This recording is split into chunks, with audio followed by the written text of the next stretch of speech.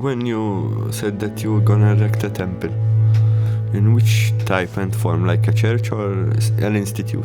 I have always said that we do not class ourselves as a religion. In that case, that it's an ideology, and once you go and encroach into the path of religion, you're going to become very dogmatic. We are not dogmatic. Luciferianism leaves everybody very free to interpret, understand, and believe that they are a god within their own right. Therefore, they are free to spiritually evolve. There are no such things as trends and as beliefs and as this is how you must behave.